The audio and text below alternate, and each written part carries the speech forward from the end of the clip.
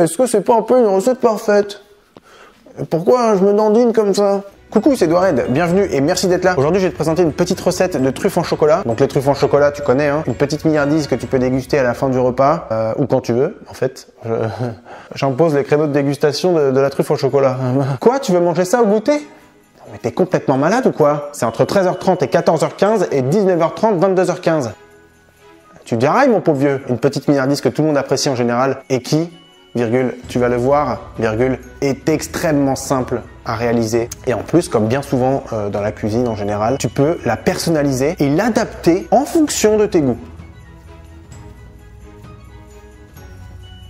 Je te propose qu'on passe sans plus tarder à la liste des ingrédients qui, tu vas le voir, est très courte. Voilà, donc c'est parti, on passe à la liste des ingrédients.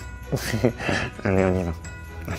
Alors pour cette petite recette très agréable de truffes en chocolat, il va te falloir 10-12 centilitres de crème liquide entière. Entière, c'est important parce qu'il faut qu'elle soit bien grasse pour que les truffes se tiennent bien et soient bien gourmandes. 30 g de beurre, un peu de cacao en poudre. Bon, ça, je vais pas peser, mais c'est pour rouler les truffes, donc t'en mets autant que nécessaire. Et 250 g de chocolat. Donc c'est là qu'est la partie un petit peu perso de cette recette. Tu peux mettre 250 g de chocolat noir si tu as envie que tes truffes soient bien intenses en chocolat. Sinon, tu peux faire comme moi, mettre 200 g de chocolat noir et 50 g de chocolat au lait. Ça va permettre de sucrer un peu et d'adoucir les truffes. Tu peux même faire moite-moite, hein, 125-125. Il n'y a pas de problème. Tu peux même aller encore plus loin et c'est complètement dingue et mettre des petites brisures de noisettes, du pralin, des petits trucs un peu sympas dedans qui te font plaisir pour gourmandiser tes truffes. Les gourmandiser. Ah si, c'est dans le dictionnaire.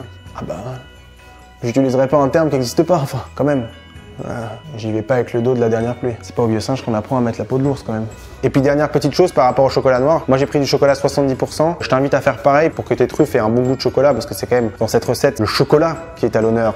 Hein. Voilà, c'est tout pour le point chocolat. Alors la première chose que je vais faire, c'est que je vais faire un petit bain-marie pour mon chocolat, toc toc, et je vais le faire fondre vraiment tout doucement, sans l'agresser, pour pas qu'il devienne épais ou terne. Et ensuite, je vais mettre à chauffer la crème. Donc là, on est aux 3/4 de la recette, hein, déjà.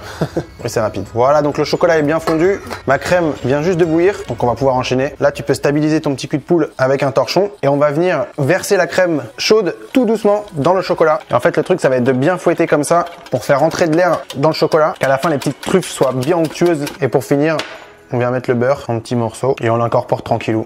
Et on remue jusqu'à ce qu'il soit bien fondu. Je te fais un gros plan de ce petit appareil d'amour là. Regarde-moi ça.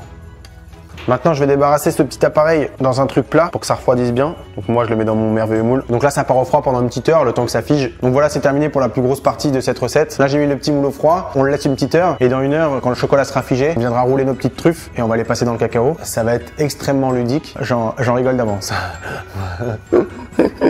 Un peu de sérieux. Les pesées que je t'ai données, ça fait à peu près 15-20 truffes de taille normale. Une taille normale, ça fait ça. Je sais pas du tout si on se rend compte en vidéo. Des truffes de taille normale quoi. C'est sûr que si tu fais des truffes de la taille d'une boule de pétanque, ça ne va te faire que 2 truffes. Bah oui, mais il faut pas faire des énormes trucs comme ça. N'importe quoi. Voilà, donc on se retrouve tout à l'heure pour le boulage des petites truffes. À tout à l'heure pour le boulage des petites truffes. Je viens de le dire, mais je peux le redire encore. À tout à l'heure pour le boulage des petites truffes. Voilà, ça fait même pas une petite heure et le chocolat est déjà bien pris. On va pouvoir faire nos petites boules. C'est parti. Alors c'est pas compliqué, tu prends ton cacao en poudre et une petite assiette ou un truc. Tu prends un peu de chocolat, je le réchauffe un peu parce que là il est un peu trop froid. Et on fait des petites boules. Si c'est pas des petites boules parfaites, c'est pas grave. Et on les roule dans le cacao. Tu secoues un petit peu pour enlever le cacao qui est en trop. Et voilà, une petite truffe. Et voilà les merveilleuses petites truffes. Et voilà, c'est déjà terminé pour cette recette simplissime de petites truffes au chocolat. Donc une fois que tu as fait tes truffes, tu les gardes bien au frigo, histoire qu'elles se tiennent bien au moment de déguster. Waouh, c'est vraiment... c'est super bon. Elles se tiennent bien, mais en même temps, elles fondent dès que tu croques dedans. Tu peux d'ores et déjà tripler la recette. Hein. Ça va faire un malheur. Ah, je te l'ai pas dit tout à l'heure, mais la dégustation, ça m'y fait penser. Mais dans ton chocolat, tu peux mettre 1 ou 2 pincées de fleur de sel. Ça serait vraiment incroyable. Voilà, tout a été dit sur ces petites truffes. Sur ce, moi je te dis à la prochaine recette et je te fais un bisou avec la truffe. Là.